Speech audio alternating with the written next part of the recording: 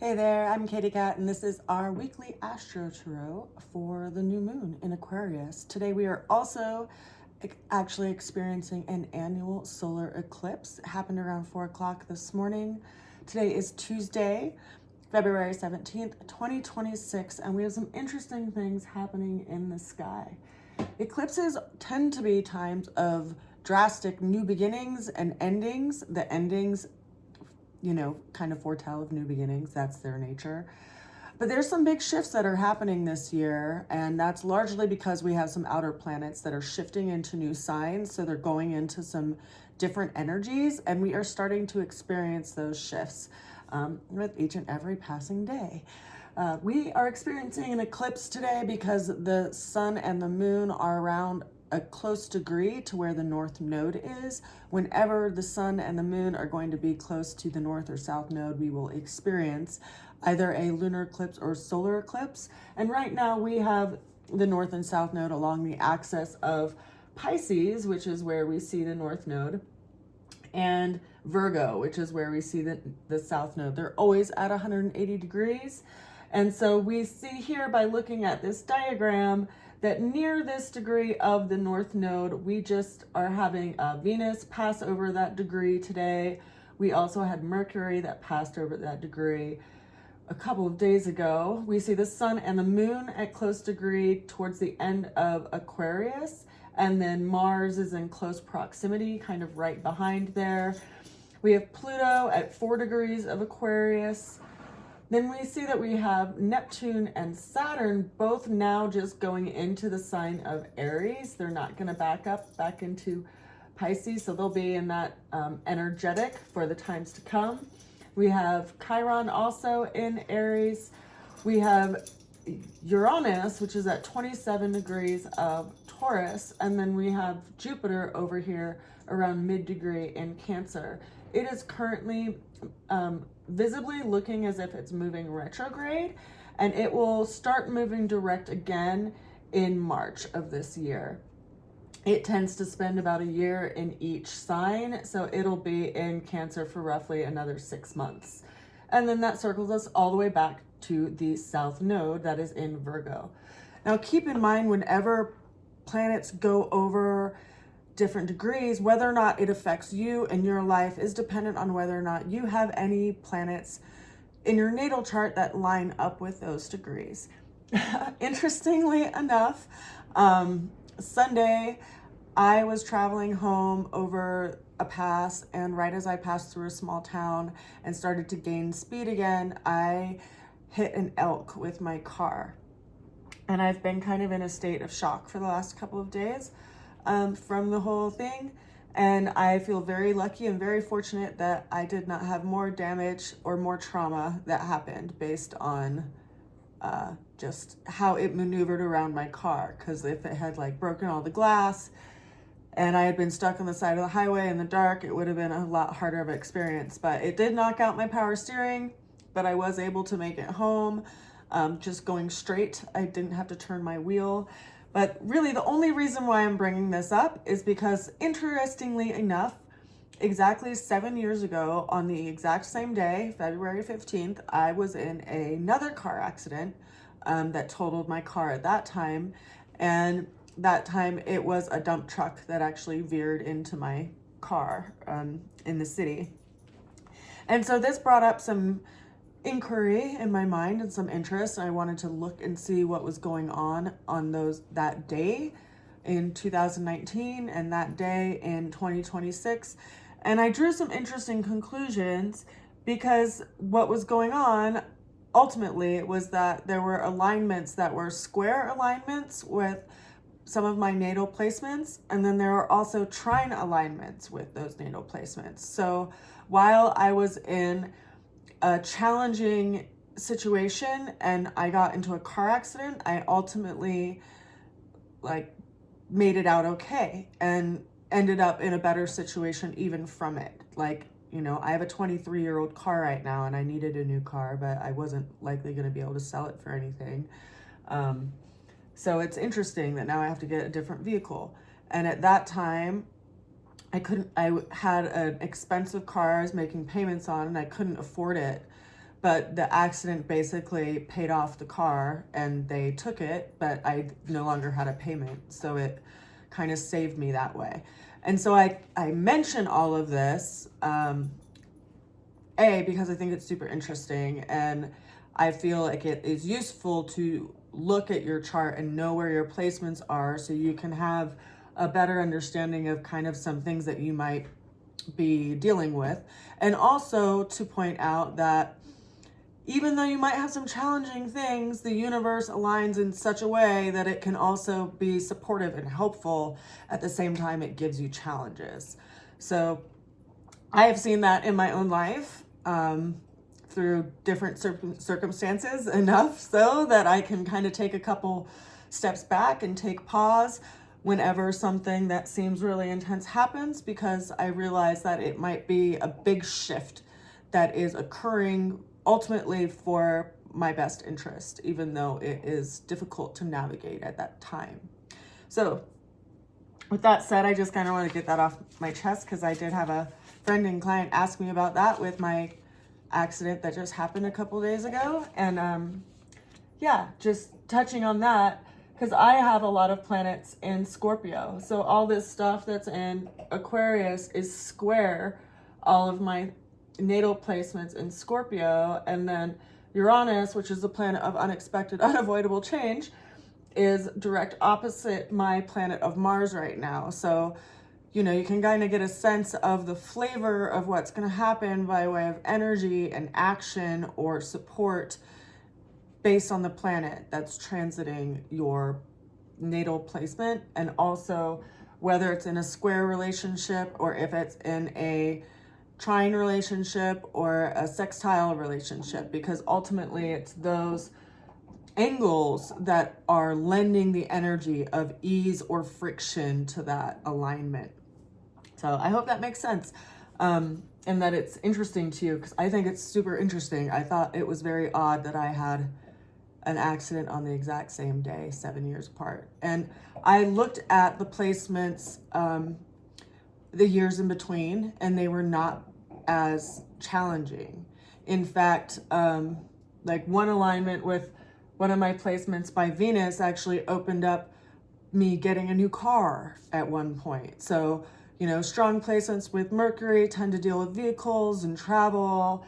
You know, Venus can deal with home and, you know, things that take care of us. And Mars is an action planet. It can cut and sever things and bring things to action. And the planet Uranus is big, unexpected, unavoidable changes. And I've witnessed all of those planets influencing my chart and my life. And so, with that said, we'll jump into the reading, because it does actually speak a bit about what's going on astrologically right now and the new moon that we currently have in Aquarius. Our reading opened up, actually, interestingly enough, with the Ace of Pentacles. When we see a hand that is kind of coming out of nowhere in the sky, and it has a large coin with a pentacle on it. And in the background, there's kind of like this gate, you know, that is built by way of like an arbor of like flowers and plants. And it's this gateway that goes out to a path up to a mountain. And this is a card of opportunity, and almost like a gift, like you're getting something to help you with something. And, you know, new beginnings are like that. They're our chance to start anew. And right now we are planting a seed in this place in our life and within this year, because it's also, you know, the Chinese New Year today and a new moon. And there's all of these alignments all around the globe that are in this sacred place of new beginnings today. And so rather than looking at the seeds that you want to plant for the calendar year by way of January 1st, which might not actually energetically be the best time to plant a seed, today is actually a really good time for that. And I encourage us to do that in light of some of the things that we've witnessed and seen in the last 7 years. And the reason why I say that is because we currently have a square happening between the planet of Uranus and this sun new moon relationship, along with kind of Mars in that realm too. And Uranus first dipped into the sign of Taurus in 2018, and then it dipped back into Aries, and it went fully into Taurus in 2019. So there's been a lot of things that have been very stable in your life that over the last 7 years have shifted in some way, and in a way that has been out of your control. Some upheavals that have given you insight in your values and what you actually want. And I bring that up, of course, not only because of the challenge that's in the placement of where things are today, but because our challenge that showed up for our weekly reading is the Hierophant. And the Hierophant in the major arcana is representative of the sign of Taurus, and it represents our beliefs and our spiritual teaching and something that is of fixed nature, that is unchanging. And it's our challenge. So consider that Taurus as a sign is the most stable of all of the zodiac signs. It's fixed by its modality, which means that it's not moving, right? It has the symbol of a bull. And it's also of earth by way of element. So, we have 3 modalities. So there are 3 other earth signs that have different energies to them. There's the active earth energy. There's the passive earth energy, which is Taurus, and there's the mutable earth energy, and they all have different energetics to them. And in that way, or in that reflection, Capricorn would be active earth, and of course Taurus is passive earth, and then mutable earth in this instance would be Virgo. And each of them have different energetics and different qualities to them, and different associations with the mind and everything, and the body and different organs and everything like that. But Taurus is very specific to the throat. It's very specific to agriculture. It's very specific to our resources, things that we want to be stable. And the planet Uranus has been moving through this place. And so what have we learned from that? Because Uranus is going to move out of Taurus. It's going to dip into Gemini, and it'll dip back. It's currently in its dipping back phase into Taurus, and then it will move fully into Gemini in April of this year. It will be in Gemini for the coming 7 years. So it'll be in a different energetic. It'll be in a different shift, or different placement, like shifting in your lives, like in a different space in your life that it's going to shift, if that makes sense. Like right now, if Taurus is in your 2nd house, it will be shifting into your 3rd house. So it'll be affecting a different area of your life by way of your natal chart. Now, the way through this, and the thing that I want to kind of bring light to now, I guess, is that there's something that you've been inspired to bring into the world in the last 7 years. And it's time to wrap it up. You can't sit on it forever and expect it to actually come into form in a healthy way. And so the way through that challenge and this teaching that we've gotten in the last 7 years is to actually put our energy and effort toward that. So we have the apprentice craftsman here, the 8 of Pentacles. So this is our 2nd pentacle of the reading, and the major arcana is associated with an earth sign. So technically we have all earth things going on right here, all energetics dealing with our values and things that we want to build and things that we want to grow. And we see someone here who is creating a coin. They're actually shaping it in front of them on a table. And there's discs of these pentacles up on the wall that they've already completed. And there's an open window in the background, but they're focused at the table. They're building something. And this is speaking to putting a dedication and effort toward that which you want to build on a daily cyclical basis, and not being distracted by the things that are, outside of the window. In this card, I also drew a little spider web in the corner, because that also, the structure that we exist in and the environment that we exist in, that we have to build it in a way for us to thrive.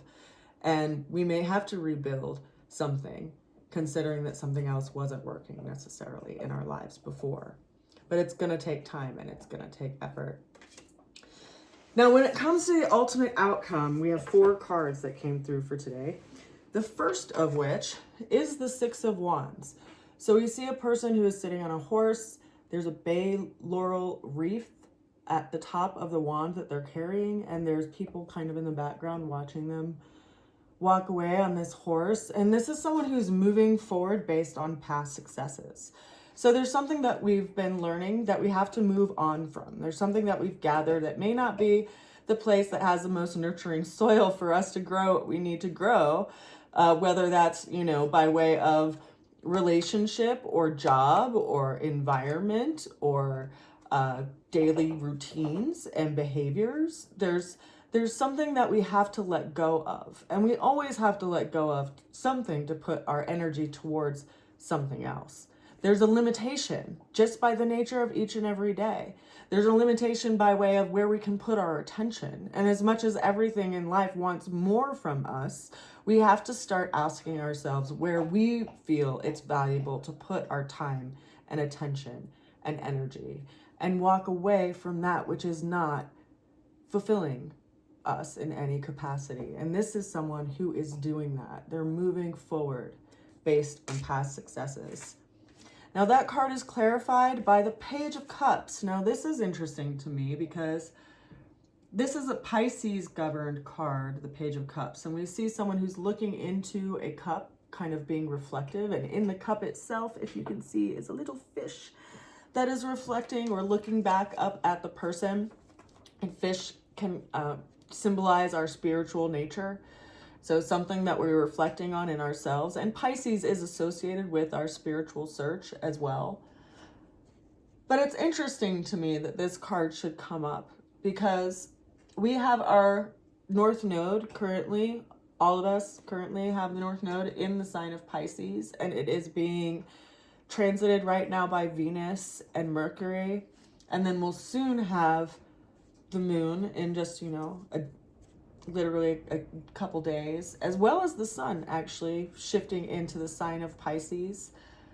The moon moves faster, of course. But there's this revisiting with the North Node. And the North Node is kind of the anchor of where we're being called to develop as everyone who's alive right now. And it shifts signs like every 18 months. So it's anchored here in this place of Pisces. And it's, you know, it'll eventually move into the sign of Aquarius because it moves in the opposite direction of all of the planets as far as the spacing of the North and South Node. But we are in this time of reflection, you know, not only just in the last year, but in the last 7 years, in the last, you know, depending on where you are in your life, you know, in your career, in your relationship, there's a lot of reflection based on all of the currents that have been stirring underneath, you know. And new moons are times of darkness. There's a lot of there's very little that's seen, right? Like when I got in my wreck the other night, I did not see the elk until it was literally standing in front of my car. And it's dark during a new moon. There's a lot that's hidden. There's a lot that's going on underneath the surface. And a lot that will be coming to the surface as we get to our coming full moon in a couple of weeks. Now that's clarified further by the Temperance card. So this is interesting to me. We do have Jupiter currently in the sign of Cancer, and Temperance is associated with Jupiter, but the expansion of how we see things, like the big picture, you know, how do we affect things in a larger environment than just in our home? And how do we affect those things by what we do in our home? I ask that because Jupiter is currently in the sign of Cancer, and it is currently retrograde and will be moving direct in the next month, in the month of March. I believe it was around the 9th of March, Jupiter will be moving direct. And so it's in this place of review and reflection. And it's almost like aligning itself up by way of getting closer to being a trine with the North Node. And so there is this space that's asking you, what is your wish? What is your hope? Where is it that you can commit to and dedicate to within your own foundation of self that you can develop this year, given all the changes that we've all been through? And the final card that we have for the reading for this week, which I find is interesting because we have 2 6s here in the reading for this week, and they all have this quality of movement away from a situation and into a new situation. And so it's hinting of release or letting go of some familiarity or something that may actually have been very tumultuous and very trying, because our final card for the reading is the 6 of Swords, and we see people who are leaving this kind of shaky, choppy water and moving to still water and to a different land. They're moving away from something to something that's bringing them more peace.